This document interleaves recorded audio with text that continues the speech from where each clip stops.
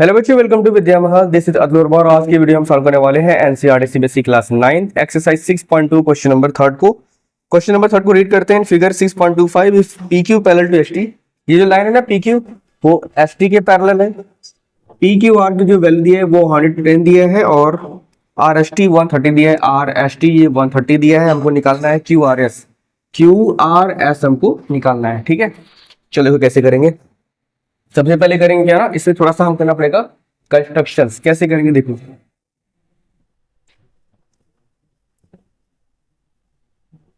Construction में क्या करेंगे, आर के थ्रू एक लाइन खींच लेंगे और जो कि पीक्यू और एचटी के पैरेलल में चाहिए।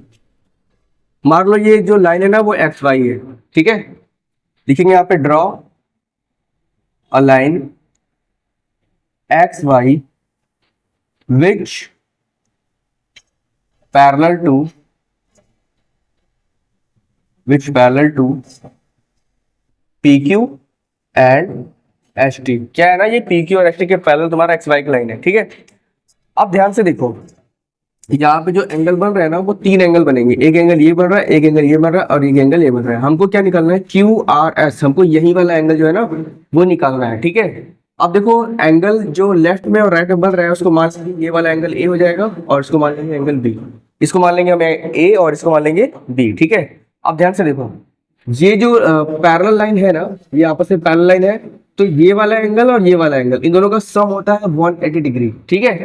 इसको बोलते हैं को इंटीरियर एंगल। क्या बोलते हैं, जैसे देखो दो पैरेलल लाइन है, एक ट्रांसवर्सल लाइन है, तो ये वाला एंगल जो होता है और ये वाला जो एंगल होता है इसका जो सम होता है ना वो होता है 180 डिग्री। इसको क्या बोलते हैं, को इंटीरियर एंगल, ठीक है। तो देखो 110 प्लस A की जो वैल्यू आएगी वो आ जाएगी 180 डिग्री। ब्रैकेट में क्या लिखेंगे, को इंटीरियर एंगल। तो यहां से हम A निकाल सकते हैं। तो A की वैल्यू कितनी हो जाएगी, 180 माइनस 110 कितना आएगा, 70 डिग्री। कितना आएगा, 70। यानी कि A की जो वैल्यू आ गई वो आ गई कितना, 70 डिग्री, ठीक है। अब उस तरह से B का भी निकालेंगे, यानी एंगल B प्लस 130 की वैल्यू वो भी कितनी आएगी, 180 आएगी। तो यहाँ लिखेंगे 130 प्लस एंगल B बराबर 180 डिग्री, ठीक है। ब्रैकेट में वही लिखेंगे क्या चीज, को इंटीरियर एंगल।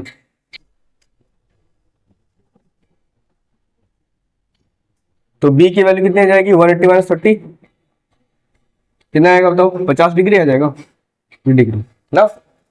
अब देखो ध्यान से, इस R पॉइंट पे तीन एंगल बन रहे हैं। एक एंगल A बन रहा है, एक एंगल B बन रहा है और एक बन रहा है QRS।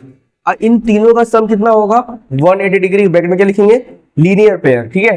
तो देखो अब यहां से क्या हो जाएगा, angle A plus angle B, या इसको बीच में क्या है ना, बीच में QRS लिखो, QRS और plus angle B is equal to कितना, 180 डिग्री। क्या लिखेंगे ब्रैकेट में, लीनियर पेयर, ठीक है। PAIR pair, linear pair. हमको A की वैल्यू पता है कितना, 70। यहाँ पर देखो 70।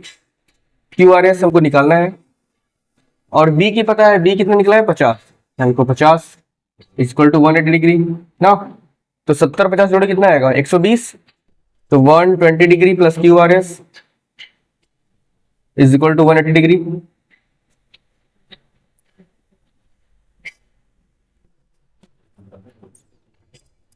तो जो QRS की वैल्यू आएगी ना, QRS की जो वैल्यू आएगी इसको ट्रांसफर करेंगे, क्या हो जाएगा, 180 माइनस 120 इज इक्वल टू कितना आएगा, 60 डिग्री।